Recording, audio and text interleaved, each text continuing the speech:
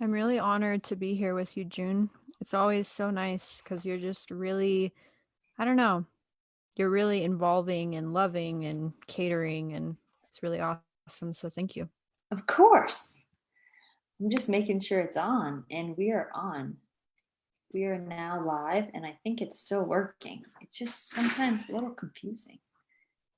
It says we're live. Webinar is now streaming live. Perfectamundo. Hey there, Valerie. Webinar is now streaming live. Okay. I'm just double checking. Perfectamundo. Hey there, Valerie. Can you hear it on there? Yeah, I can. All right. So we'll start over again. This is the Personal Local Global Wellness podcast from Syndicy Wellness. This is June Syndicy, and I'm going to let Kiara introduce herself. Hello, I'm Kiara Kyan, and I represent this company I've been working on called Crystal Prophecy. Yay! We're doing an Astrology for Dummies talk today because a lot of people try and understand their zodiac and astrology and can't always seem to kind of dial it in. But Kiara is incredible.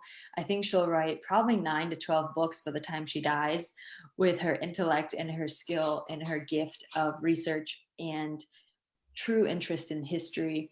So let's just start off the bat with, what is astrology? So, astrology in the ancient Greek terms is actually called astrologus. And astrology represents when you're trying to determine the date, time, place, and I think it's also latitude, longitude, because that's the location of your birth date. So, a lot of people are really hooked on the horoscopes and they're like, Yes. let's talk about what's happening this week or what's happening today. And horoscopes are just a very generalized representation of astrology. But astrology itself is the study and research of how our physical form is affected by the stars and the constellations. And the three main points I feel like in astrology that you can think about is when you're born, that's your sun sign. And the sun sign is based off of the actual day that you're born. Okay. And then with your rising sign, which is also very important, it represents how the world sees you.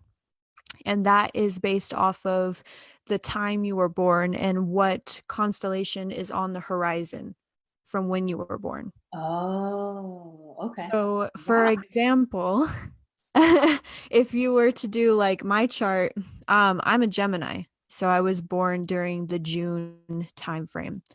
But when I was born, on the horizon, it was actually Libra. So my rising is Libra because the constellation was hooked right there. Yes. Fun fact. And what are the different kinds of astrology that's out there? Because that's the Western astrology, right? Yes. So there are so many different forms of astrology. I don't even know where to start, but a lot of people are getting more involved in the Vedic astrology.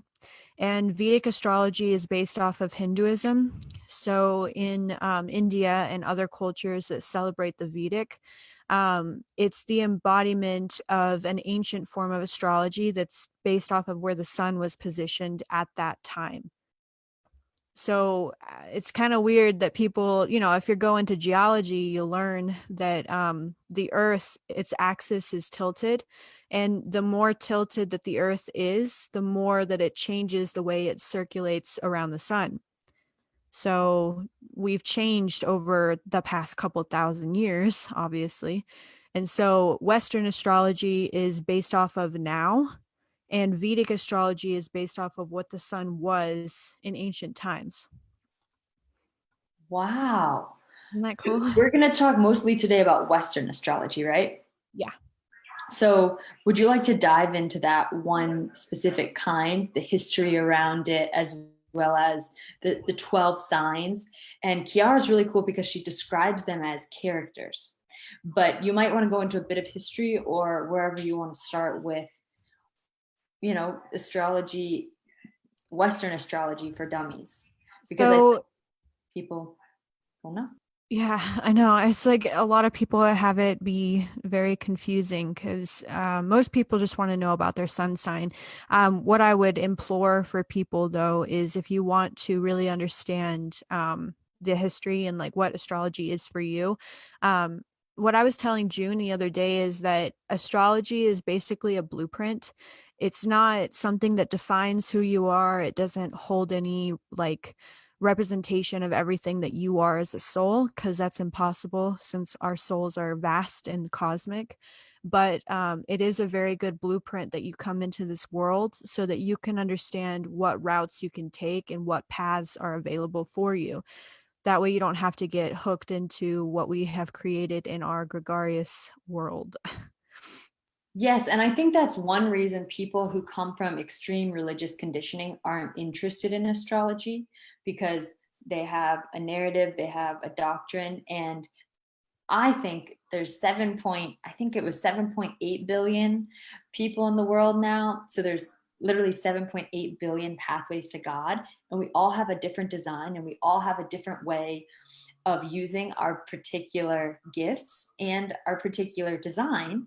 And I think astrology is really exciting for a lot of people because it's a little map to help them navigate, you know, what they're going through. But what I loved that you said was, you can elaborate on this because I won't be able to say it like you did. When we die, and if we come from a belief system that we have a soul, our soul's not going to be a Sagittarius anymore. Mm-mm. So it's interesting because a lot of people in, especially in Buddhism or other cultural belief systems that believe in reincarnation, there's this idea or theory that I have behind astrology that we come back as different signs in multiple lifetimes. So if I were to look at your north node and your south node, the north node, it represents where you're going, your future, and the south node represents where you've been and what you were before. So, if the theory is correct, the idea behind astrology is that the more that you learn about where you're going and how you, or like where you were before, the more you can understand how capable and experienced you can be in this lifetime, and that there are no limitations or conditioning. And it's just very fascinating when you think about it that way. I love that. I love all the different narratives of tradition, and I enjoy the idea that some people say, like certain native traditions of this land, that we're thrown into the winds of life and we just hold on and do the best we can to navigate. Some people say, Louise Hay, I think, said, before we come in, our soul has this everything made as an agreement with the great source. Our socioeconomic status, our gender, our skin color, where we're born, you know, what religious conditioning we're going to undertake, all of these little details so that we can learn our lessons. And those were the characters in our book, whether it be our family members and their character, and their kind of experiences and relationships to us. And I enjoy that narrative as well, that it's like everything has been perfectly crafted like a play for us to learn our lessons. And astrology, I think, can be looked at like that, like my strengths and my kind of innate impulses, which I definitely relate to in what astrologers have seen in my chart and makeup. And it's been a hard journey because I'm a Sagittarius sun, which means I'm very kind of independent and I love to travel. Yet my rising, and Kiara is going to go into this, the three main signs people look at. My rising is how people see me and like what I'm growing into. Some narratives, or I think lineages of astrology, say that you grow into your rising. Chani Nicholas is amazing. She just wrote a book, You Were Born for This. I don't know if you've seen some of her stuff, but the Cancer, which is the rising sign, is very motherly and homey. And so it's like this duality in me. How do I slow down and learn to be this nurturing, embracing part of myself when I'm used to running all the time? And so that's been a really interesting lesson. Oh, are those the two? That's a Cancer and Yes. Sagittarius. Yes. And that's different because that's fire energy and water energy. Mm-hmm. And my partner, he as well is going from fire to water kind of in this life. But I'm going to let you continue to go and break down the different. I love it when you do this because it's perfect timing. It's Aries season, which is in astrology, Western astrology, the new year, the first sign of the zodiac, right? Yes. Oh, look how cute he is. I feel like he's a boy. Well, I would love for you to start with, is it a him or no? The way that I see Aries definitely is in the masculine energy. My belief system in the zodiac is that all signs are androgynous, but they do take on aspects of the yin or yang energy. Yeah. So yin being female and yang being male. Mhm. What I'm going to do really quick is I'm going to tell you guys what the zodiac means, like what it actually is, and then I'll go into Aries. Awesome. So zodiac comes from the Greek word zodiakos. It's a circle of 12 30-degree divisions of celestial longitude that are centered upon the ecliptic. So that's when you're like looking at the sun and the distance between the sun and the stars, where the zodiac is actually playing in the reality. I have a tool that I've been using. I don't think I have it on me right this second, but you can chart your own everything if you look into the constellations. It's the easiest way. And I'll start with Aries. Aries is a big deal when it comes to astrology because he represents not only the leadership energy, but it's about being a leader, but in the background and observing and watching and making sure that when you need to say something, you do. You stand up and you say it. And that's kind of what Aries represents in the zodiac is learning to be a leader, but in a way that is like a badass. Because Aries is like the stronghold of holding space. That's why Wow. what my belief system is why Aries is the leader of the zodiac, so to speak. Oh, in the beginning force, Yes. first sign. Is it a baby sign? Is it like a younger sign? I Some want to be the people, wiser sign because I'm I'm the last sign. No, I'm not. you're, Wait, I'm the middle. yeah, you're number 9, and I'm number Just kidding. 3. Yeah, so Okay, so there's numbers. Yeah. the way that some people believe, I don't know if I agree, but I will say it is in some writings that the first house, which is Aries, and the 12th house is Pisces. The first house represents when you're born and the ego. So that would be, birth, child.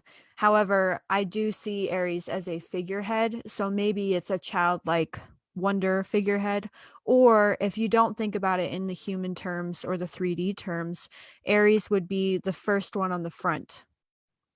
And then Pisces would be the 12th, which is the last. So I Oh, feel like it's complicated because we can't talk about the zodiac in a term of the 3D. It's very difficult because they are these galactic energy sources where we take on their personality traits. You know what I mean? I love it. Yeah. I'm excited to keep going. Okay, so Aries is number one. And anyone who's listening to this later on or hears it on the podcast or on YouTube, please write in questions or find Kiara and do a session with her because she can help you dive into how it will resonate with you more deeply. And then on a technical note, when you see me going like this is for me to practice telling Kiara to speak up so that we can get a really good recording on here. Awesome. So yeah, Aries is our leader figurehead. The second one, and that represents a second house, which is the mother, which is interesting, is Taurus. So this is a very, very personal view of Taurus, but it's also something that I feel fits in history. Taurus is the bull, and it represents divine feminine energy, so the yin. I really do feel like the connection for Gaia, this planet Earth, is to Taurus. So if you think about Aries as the father energy or the firstborn energy, you would think of your little girl or that young little Earth Taurus. I don't know why. It seems like it fits for whatever reason. Taurus is very much about being able to go through obstacles. They are able to overcome all kinds of stuff if they're driven and focused. However, the opposite energy is stubbornness, which Taurus is often seen as one of the most stubborn signs in the zodiac. So in this case, it's about being flexible. Yeah. Brilliant. That's number two. And let's talk about also what the timeline is. So Aries is when you're born Oh, between.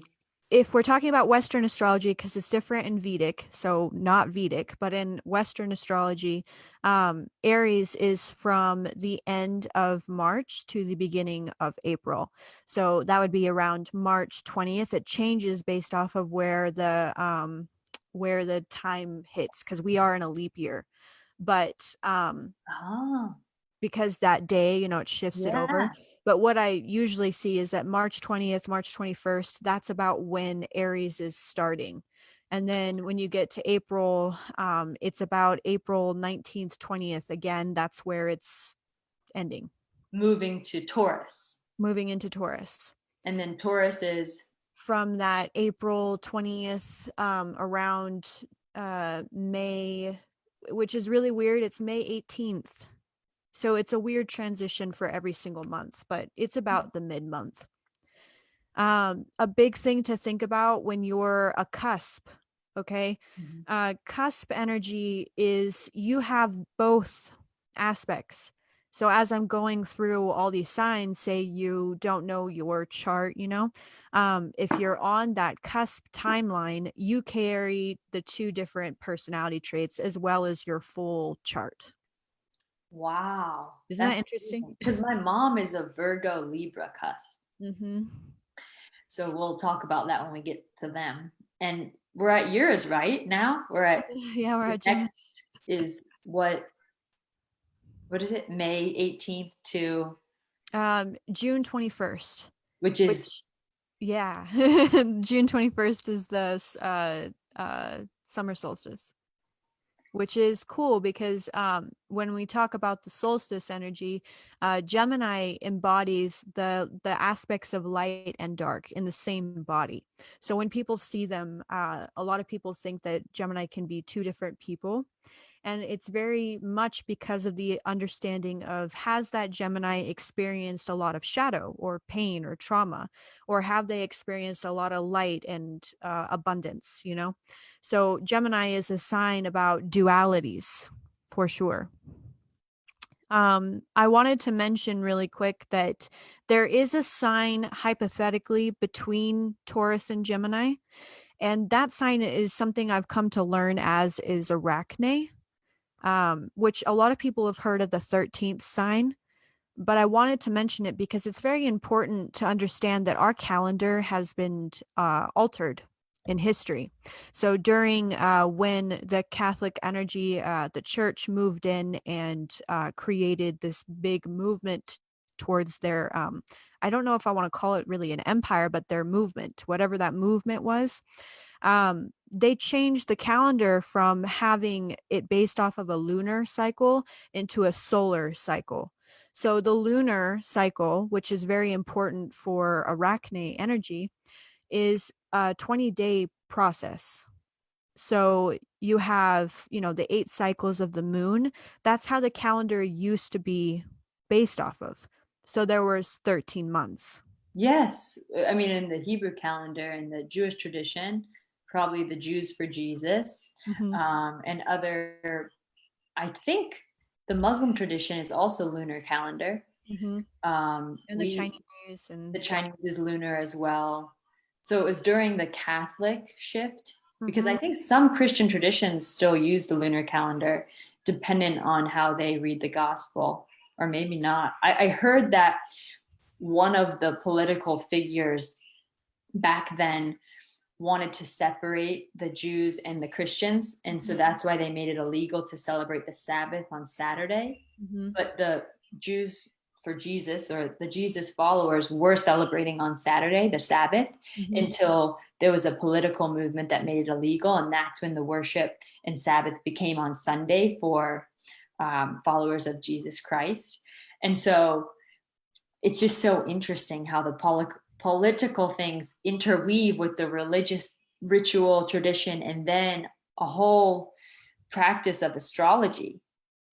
I mean, And the very awesome part about you understanding all of the Hebrew history is that if you think about where astrology was most used back in Europe during when all this was taking place, and I don't know the exact dates, but when this all transitioned over to the Catholic Church and their calendar, we actually had the pagan energy that was in Europe, and it was a huge, huge movement because what happened was in Europe, the church and a lot of people that were starting to fear during this plague energy, which is funny because we're going through a virus energy right now.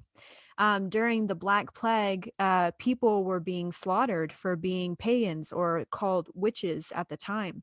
And the term witch came in as people who were actually into astrology and herbal medicine and the moon and things of that nature. So when this whole movement occurred, um, this was wiped out. Astrology was seen as going against the church. And so people would hide and they wouldn't talk about this because they were in fear that they would be smited for their belief systems. it's incredible. Even the patriarchal traditions, Kabbalah, which is the Jewish mystic traditions, followed a lot of astrological underpinnings. And I believe that a lot of those traditions were about protecting the land and taking care of the land. And we have in the Jewish tradition, which I was raised in, a lot of holidays that are about the land and how to take care of the land, which I know must have bled into Christianity and Muslim traditions. And the land and the moon and the sun and all of the planets are so intertwined. And it's wild to me that it somehow separated. I just, it like blows my mind why, but my a little voice says control in the back of my mind of why there's so much separation between all of these tools that we can use to navigate life. But I guess if we have too many tools, then we can't follow blindly like sheep. We might become self-empowered. Then Exactly. what? Would we still help our community members? I think we would. Well, I Yeah. mean, even now, like this is a repeating energy. Look at what's going on now. There's this huge, I don't even want to get into it too much, but based off of astrology, what did we just have in December? And January was a lunar and solar eclipse in Capricorn. So if you think about that, Capricorn, which I will get to a little bit more later, is the sign of rules. It's the followed by the law, the hard work, the workaholic energy. And the eclipse was transitioned into the Cancer at the beginning of January. And Cancer is our divine feminine, which we actually are getting into next. Cancer is the divine feminine as well as Taurus, but Cancer represents the water energy because Cancer is a cardinal sign for the water, just like Aries is the cardinal sign for the fire. So Mhm. Aries is that leader of the fire and the entire zodiac. Cancer is the leader of the emotional body, the divine feminine. So if you think about it that way, this year is an empowerment for women, and it's Oh, baby. entering us into being the divine feminine. Or if you don't believe in the divine energy, just being an empowered woman and holding your space, holding your business. And then all of a sudden we have a virus. How weird is that? That's amazing. And but I would say, because a lot of people get frightened by this anti-patriarchy, divine feminine rise up, that we all have masculine and feminine aspects within ourselves. Like And Gemini. yes, a Gemini. Yeah, double. We're gonna keep talking about the different signs, but I think to really contribute to um, honoring that we both have the masculine and feminine inside of us, and my partner being a great example of a male who wakes up at 4 a.m. and he puts himself in cold water and does Wim Hof breathing, and he has so many attributes of his divine masculine, has really been looking at how he can be more flexible, how he can be more gentle, how he can be more patient, which would be the feminine aspects. And he's totally cool with tapping into more of that. And I think that people get frightened away from the divine feminine rising and women's movement stuff because it feels so polarizing. And non-inclusive when I have very, strive, drive, push, force. That's masculine attributes, some would say. I have a lot of those characteristics, and I'm always looking to how I can balance that. And I think we've seen in our culture, it's become systemic, that we're too forcing, we're too pushing 24/7, never stopping to rest and find that ease and grace. That is so cool that you're talking about the eclipses. We're highlighting that we need to really bring out more of those aspects within ourselves of the divine feminine, of this softness, of this ease, of this grace, of going within, learning to cook our own food and, connect with our home, which has been really hard for people because we live in a very force-driven society, a very push, dissociate, don't feel things, just get it done. But I want to stay on with our timing as well, the different zodiacs. So we got through Aries and we got through Taurus, and next we're on Gemini. And did we get that? We got through that one? Not yet. So the highlights for Gemini is just understanding the light and shadow aspects. So in the light aspect, that could be the masculine. It could also be working or attentiveness, because Gemini is an attentive sign. Then there's the divine feminine in Gemini, which is also the shadow. So it's being able to be, in the grime, hardships, but still be able to be there for the people that they care about. I love it. I love it. Not getting too polarized. Right. Not And getting next comes Cancer. So in Cancer energy, like we were speaking on, that is a divine feminine symbol. But when you look at Cancer overall, it's about emotional intelligence. So Cancers, hands down, understand the emotional body like no other sign I've seen. So with that, they can be a little overwhelmed by people around them. And I think that comes from the energy of the Cancer, what it represents. Because Cancer is also seen as a duality, this is the symbol. It looks like a Pisces fish type thing, but it is the symbol for Cancer. So Cancer is looking at everything that is within, its sustainability within emotionally. wow. Yeah. And what can they work on to enhance their gifts? Um, Boundaries, not, we all want love. Okay. And the water signs, especially as what I've seen, if you have it in your chart at all, very much desire this love or connection. So boundaries with people, I would suggest highly learning what can I give and what am I receiving. If I'm not receiving the proper amount, I should not be giving, vice versa. I love that. And if we feel so much, people with a lot of Cancer in their chart, then it's hard to know where to stop and not overextend. The next one, Leo. Yes. So Leo, very funny sign. There's two things to Leo that are the biggest highlights. In the ancient histories, if you look at tarot cards, or if you look at, all of Europe, like lion, the symbol for the lion is a big deal. Lions represent gatekeepers. They're the protectors. So Leo would embody a protector or a gatekeeper. They are also the creatives. So even if you don't think that you're creative, creativity is in everything. So if you're a business manager, if you are a accountant, if you are an astrologist, a scientist, you are still a creative. I And love it. Leo is a creative. Oh wow, I had no idea.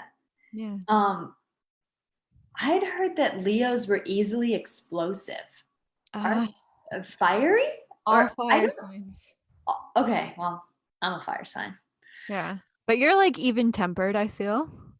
I try to be. Sometimes not towards myself, Yeah. where I need the most work, but yeah, it's not good to make generalizations. That's why I'm not the expert in astrology. Okay, next one is Virgo. It is Virgo. So this is backwards, but Virgo is supposed to represent the maiden. So the earth signs, Taurus, Virgo, and Capricorn, represents the three parts of life. So Taurus is the child or the seed. Virgo is the maiden, or when you're not before marriage, basically. So if the Virgo energy represents anything, it's very much femininity. It's also to understand that they are very much fixated on knowing a lot of whatever their focus is. It's a communication sign because their planet is Mercury, and they're very much about organization in their own way. So that doesn't mean that they will clean your house, but there are some tendencies of Virgo where if they want something a certain way, that's how they want it. So, That's so funny because that has been the interesting dance that my partner and I've been playing because I'm a Virgo moon. mhm, And we're going to talk about the three main signs, the mhm. rising moon and sun. And isn't moon how you handle your emotions? And Kind of, but yeah, keep going. I'm a Virgo moon and I'm not the cleanest. I'm more organized than I used to be, but I can be so particular and nitpicky and perfectionisty. And it's embarrassing because it'll come out of nowhere. And I think that's because of the Virgo thing. Definitely. It has a lot to do with so Virgo in the moon placement is a very challenging because Virgo is not an emotional sign, even though they can be emotional. It's not an emotional sign. So what you connect with your things. If you want something like your printer to hang out a certain place, if somebody moves your printer, you almost feel offended because that's your thing. You know what I mean? And that could be with people too. It's so embarrassing. And I would catch it in myself. Like we'll be in the kitchen doing something and I want something like washed a certain way, and I won't even say anything, but my body language and my emotion will be like, "Ah!" And I've been working on it because obviously I love my partner and we're playing in the kitchen and all of a sudden this stuff will come out. And I think it's kind of a hysterical attribute to my character. And I have many places that I can refine and work on, and I'm working on it. Okay, after Virgo, let's So keep saying the dates as well. Right. So going back a little bit, we're going to go back to Taurus. So yeah, Taurus ends. We did Gemini. That's the summer solstice on the 21st. And then Cancer begins as soon as the transition from Gemini in the summer solstice, then right after, I mean, it could be even the same day, Cancer starts on the summer solstice. June 21st. Yes. So from June 21st until July 20th, that represents the Cancer energy. And then from July 21st to the 23rd, again, it's based off of, timing. Leo begins in that time frame. So what I would say is probably July 22nd is probably the best in between. And then you got Leo. So from July 22nd until August 19th is Leo. And then from the 20th of August until September 21st, because September 21st is the autumn equinox, I think, right? We'll look it up. Yeah, I think it's the autumn equinox. All I know is that right there with the Virgo transitioning into the Libra energy, it's kind of a weird thing going on there. But it's important to understand your equinoxes and eclipses and the summer solstice and the winter solstice. So I'll talk about those as we keep going. Now we're at Libra. So Libra would be from September 22nd until October 20th. And Libra is Balance, right? balance. Scales. The scales. Oh my gosh. So Libra this is a big deal secret. This is based off of research. Okay. You're not going to find this in a book. But Libra is a very sacred sign because Libra is the true leader of the zodiac. Because Libra is also the opposite of Aries and the cardinal for air. Libra represents the behind the scenes leader. And also, if you people have heard of Lilith, Lilith is Libra. They're the same person in ancient history. Wow. But the interesting thing is, Lilith is androgynous. And if you look in the ancient texts that have been ripped out of the Bible, Lilith was said to have been either half angel or half something and human. So she carries the androgynous trait of the angels. That is amazing because my mother is what you just described, all of them. Mm-hmm. She is a Libra and she is like a master, kind of Zen master ninja behind the scenes of all event catering, just big fundraising. She's in the background doing everything, making sure it's running smoothly, doesn't want attention on the front. But then when she's like in a restaurant or in a crowd, she's shining and bright. And this one guy came over and he's like, "Your mom is so beautiful and sexy and hot. Like, does she meditate? Does she work out? Like, what does she do?" And I'm like, "She doesn't like to perspire. She's just half angel." It's literally what I said. And that's so wild that that is her. She doesn't want attention. She doesn't want praise for her leadership, but she's behind the scenes ninja. And she does it though with such grace and light. So basically you've confirmed that she is half angel. And now I'll just show her this video and she'll see. That was Libra. Okay. It's a very special sign. Not that any of the other signs are not special because they all are, but it's a very interesting perspective because, on the other hand, Libra is about desiring connection and love because it is ruled by the planet Venus. So, Ooh. what people may struggle with as a Libra is love or uh, I don't know if I would say work, but what they want, like whatever they're driven towards. And that can be very difficult. So it's just learning the balance of both worlds, you know? Wow. That's beautifully said. Thank you. And then our next babe is Scorpio. Scorpio is another androgynous sign. I like to think of Scorpio in the masculine, but so many people think of Scorpio as feminine. So I guess it's just both. Um, the Scorpio energy is beginning at, it's during our Halloween time, which is pretty awesome.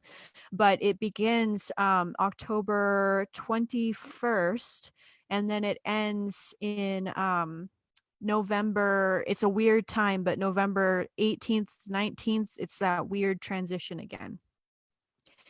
But yeah, Scorpio is, a lot of people will say that they are so supportive of who they love. Like the people that are theirs and what they love and who are in their circle, they will support them. But if you cross a Scorpio, I feel so sorry for you because they are very passionate. So I don't know the outcome, but it's not going to be very fun.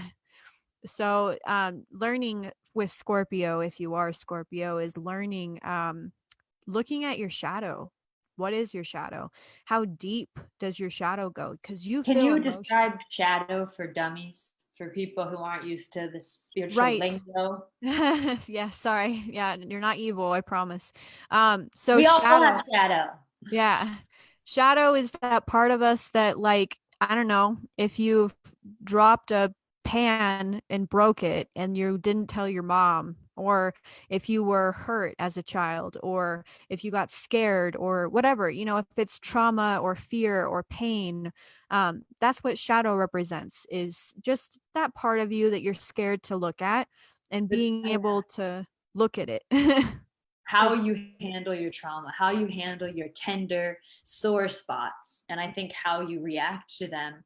And all of that is hidden that we don't want to engage with. I think a lot of people use the term shadow, and people are thinking it's demonic or devil or evil, but I think it, in other words, would be the part of us that's very tender, that we struggle to tend and nurture and take care of, but is our greatest teacher because it's the most wounded part of us, and there's so many layers of what that might be. And so when you're talking about the Scorpio and don't cross the Scorpio because of how maybe they hold resentment or they hold Their what is, feelings. Yeah. Whatever's going on there, just whatever they're feeling. I feel like there's a lot of reaction that happens, and that's with anybody, but that's just what I see with the Scorpio energy. Especially if you cross their friends, it's the same thing. They will support and protect the people that matter. So, yeah. I love it. After Scorpio, there's this really interesting transitionary that I'm going to mention one more time as well. The opposite of Arachne from between Taurus and Gemini is Ophiuchus, which is the 13th sign, and that is between Scorpio and Sagittarius. So, this very special sign that I will only talk about briefly because it's such a long subject. Um, it was during this transition of understanding the dragon. So in Chinese mythology, the dragon and the phoenix are yin yang. In the representation of the astrology, Ophiuchus is the dragon, and or Ophiuchus, I don't know how you actually say it, and then Arachne would be the phoenix. So that's how they're interchangeable and balanced. But if you are an Ophiuchus or Ophiuchus, it's between November 22nd and December 18th. Is that small little, yeah, you would have Ophiuchus energy. And That Ophiuchus, dragon energy? yes. If you think about dragons, dragons are mystical, magical, very powerful, and very in control. But if they're overwhelmed, obviously it's a spur of flames everywhere. So it's learning self control. Story of my life. Story of my life. Impulsive patterns, eating disorder, scratching, pulling at myself. Calm the baby dragon. but That's it, what that'll be my new nickname, baby dragon. But that's what makes you so amazing too, because you're a very magical person. So, like when we get into Sagittarius, Sagittarius is an amazing sign as well. It's the sign that's the opposite of Gemini, conveniently, as you and I are opposites. But it represents this amazing independence and this holding space and catering to the community and to nature. To people, to the planet. But with that, they sacrifice a lot for people and take a lot from people if they don't feel like they're sacrificing. It's a weird exchange. So with Sagittarius, I feel like the best thing to learn and accommodate is, are you again receiving what you need? But if you're not, then you can't rely on other people to supply that for you. You have to be self sufficient. I love that. I love it. Yeah. And then Capricorn? Capricorn.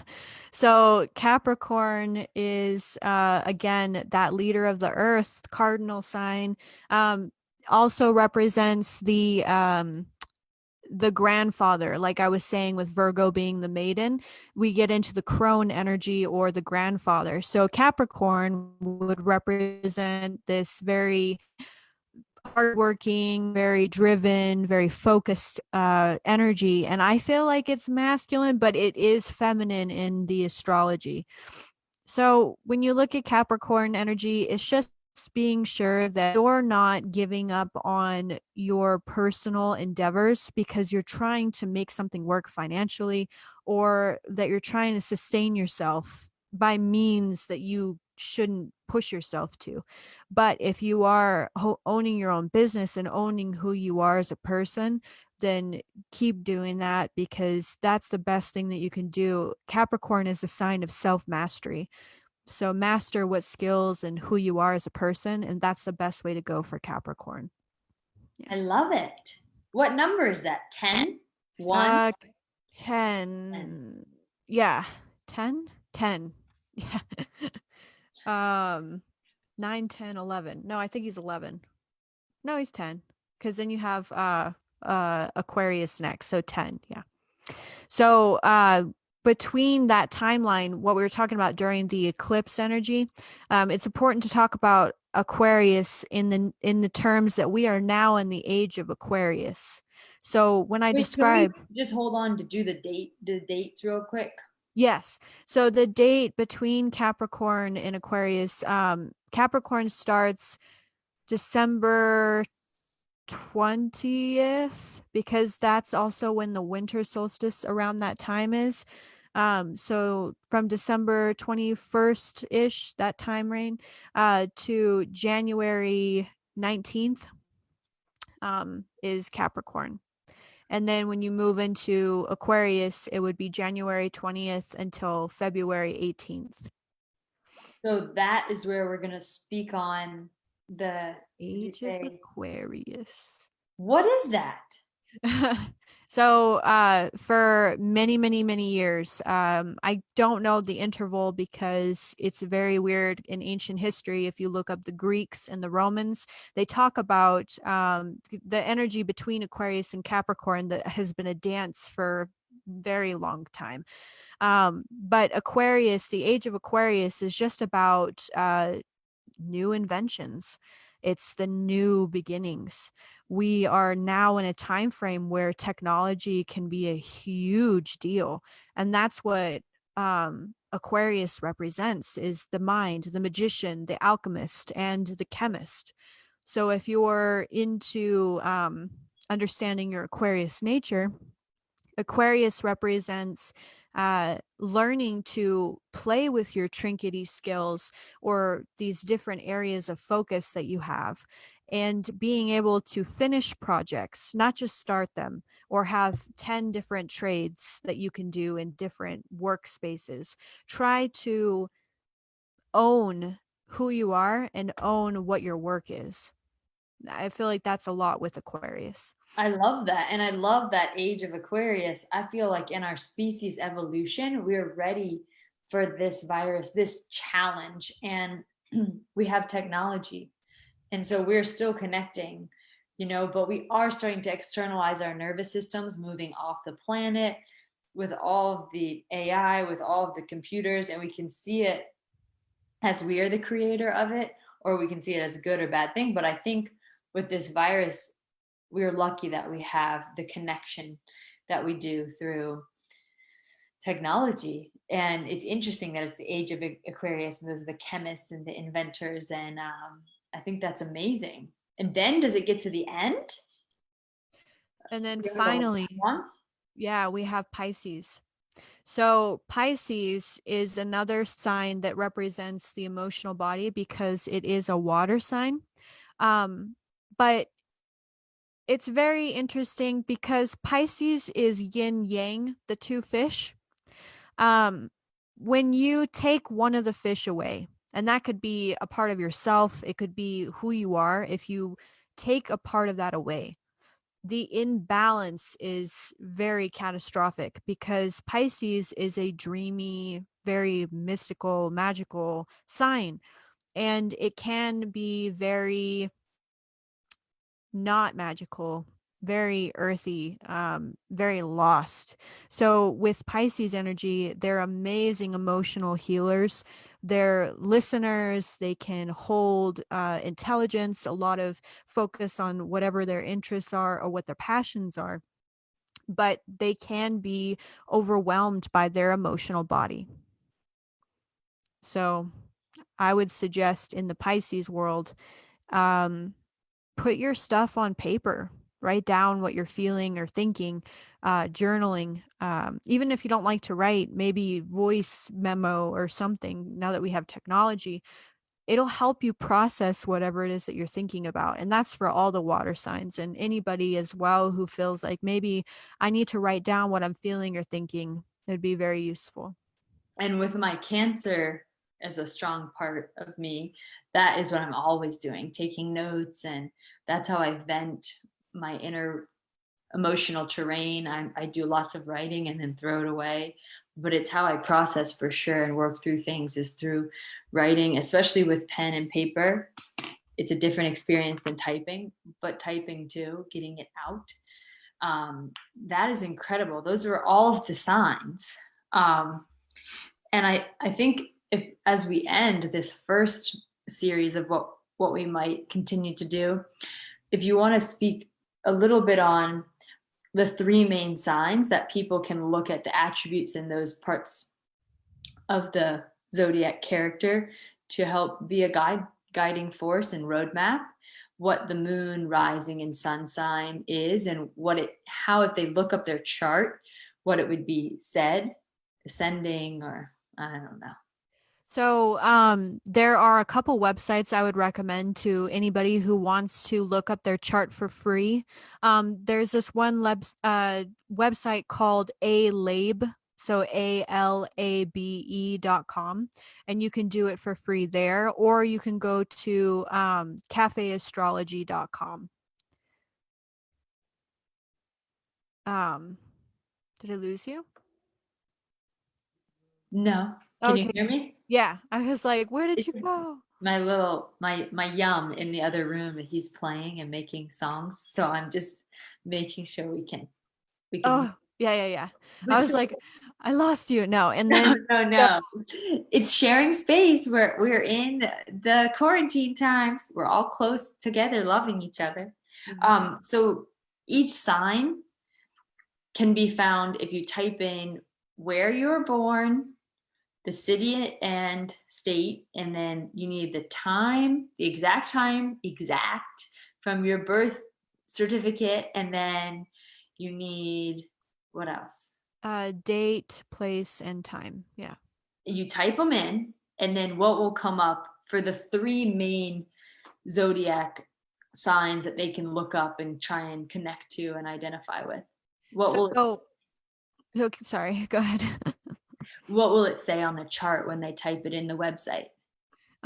When you're looking up your chart, it'll definitely say like your sun sign, which you obviously will know. Most people do. And if you don't, you'll see it there. It'll say what the day is. So your sun sign is determined by the date during the zodiac term that the sun was in. So obviously, if you're born in June, you're either a Gemini or a Cancer. When you look at your rising sign, the rising sign in the most practical terms and the most direct term is called the ascendant. And the ascendant sign is determined whatever the constellation coming up over the eastern horizon, the time you were born. Um, so their sun sign represents the ego. It's your pure ego, not the ego that everybody talks about where they're like, oh, your ego is so big or whatever. That's completely different. That's false ego. Your true ego is your personality, your soul, your hearth, your heart, whatever is inside of who you are. That's what your sun is, and it's not always seen by people. That's the more inner, more intimate part of you. The ascendant or the rising sign is what people see immediately. It's what people associate with you, who you are.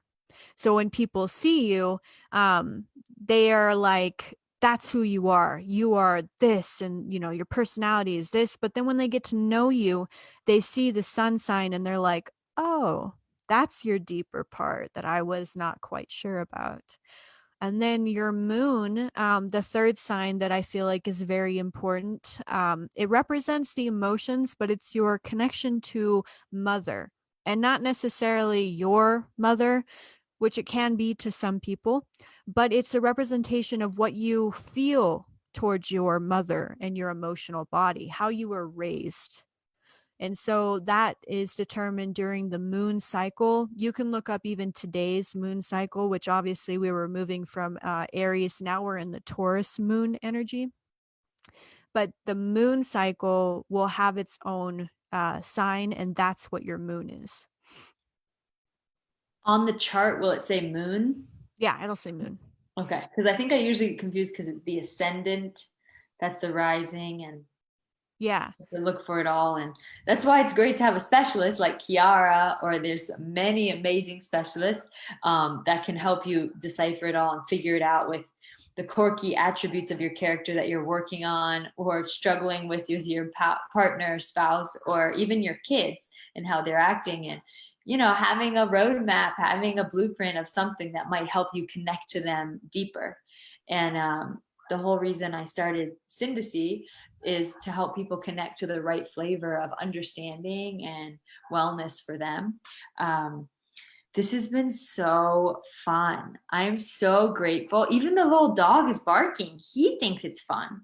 Um, for you to come on today and teach us about astrology. And we both, Kiara and I, will be looking at the comments on here, and Kiara will answer any questions you have. I'm gonna make sure I tagged her.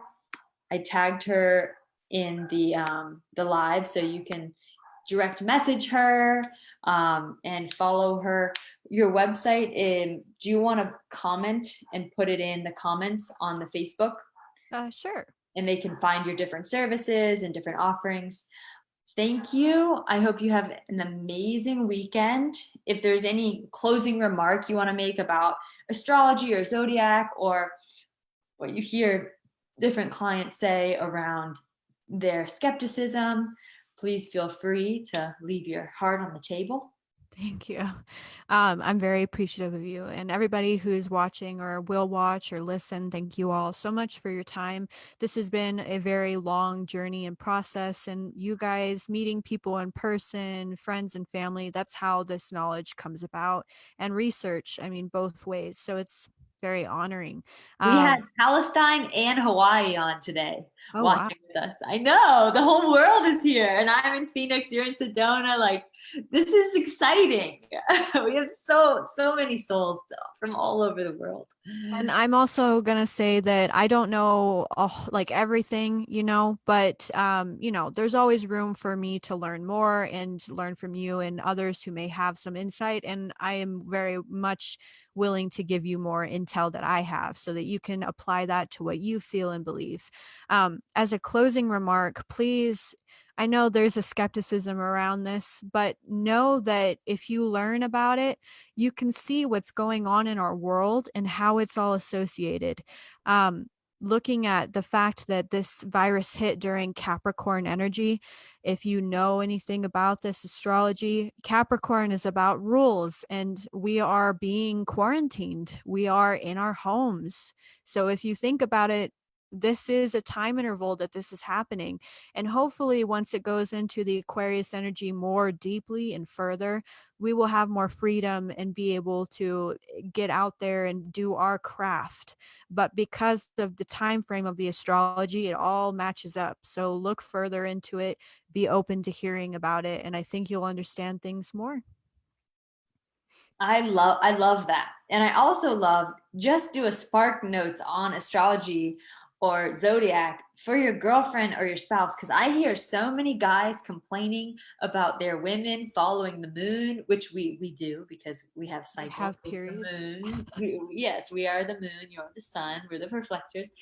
And I heard the funniest thing from my friend JP, who does comedy shows, about his wife who's talking about the moon and the astrology, and that's how she makes sense of the world, and that's how I make sense of the world. And my partner's he's very compassionate and loving, and he humors me, he listens. But a lot of guys are like, what are you talking about? And astrology doesn't need to cause a fight. So thank you, Kiara, and thank you all the, what are the planets, did you say the galactic energies that are listening and influencing us at all times. And I feel with technology, who knows what we'll be able to see out there one day. We can see an atom and break up an atom, and we can see a baby Brock, even though we're not in the same room on on the computer. It's amazing. And thank you for your time and your dedicated research and study. You are going to be producing a deck and book soon? Yes, actually, the cards that I was demonstrating were my deck. I am going to be calling it Crystal A Lab because that's funny because the website, but an A Lab is a compass. So it'll be your compass so that you can route your path. Oh, wow. And you can find that on the link that she's going to put in the Facebook Live, and when we put this on Instagram and other places. Can you just say for the podcast, when people are just listening to this recording, where to find you? Yeah, so my website is crystalprophecy.live. And I'm on Instagram as Crystal Prophecy and also Facebook as Crystal Prophecy. So that'll be the company, and that's where you can find my deck. I think it's going to be an Oracle deck that you can find and use, and my book as well. Yay! Thank you, Kiara. Thank you for everyone who tuned in. We love you all. Happy, happy Friday. Thank you. Of course. Big hug. I love you. I love you. See how to end it. I think this is what we do.